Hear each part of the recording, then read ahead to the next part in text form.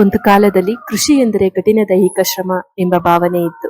ಆದರೆ ಈಗ ಆಧುನಿಕ ಯಂತ್ರೋಪಕರಣಗಳ ಬಳಕೆಯಿಂದ ಕೃಷಿ ತುಂಬಾ ಸುಲಭವಾಗಿದೆ. ಮುಖ್ಯವಾಗಿ ಮಹಿಳೆಯರಿಗೂ ಈ ಯಂತ್ರವನ್ನು ಉಪಯೋಗಿಸುವುದು ತುಂಬಾ ಸುಲಭ. ಯಾವುದೇ ಶ್ರಮವಿಲ್ಲದೆ ಕೃಷಿ ಕೆಲಸವನ್ನು ಆರಾಮವಾಗಿ ಮಾಡಬಹುದು.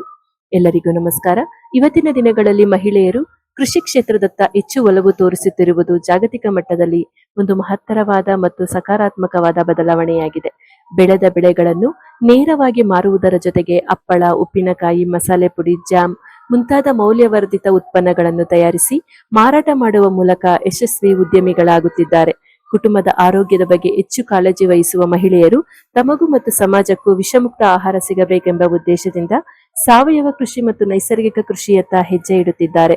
ಕಿಚನ್ ಗಾರ್ಡನ್ ಮತ್ತು ಟೆರೆಸ್ ಗಾರ್ಡನ್ ಮೂಲಕ ಶುರುವಾದ ಇವರ ಕೃಷಿ ಪಯಣ ಇಂದು ದೊಡ್ಡ ಮಟ್ಟದಲ್ಲಿ ಕೃಷಿ ಮಾಡುವುದರಿಂದ ಕೃಷಿ ಮಹಿಳೆಯರಾಗಿ ಮತ್ತೊಬ್ಬರಿಗೆ ಮಾದರಿಯಾಗುವಂತೆ ಬೆಳೆಯುತ್ತಿದ್ದಾರೆ.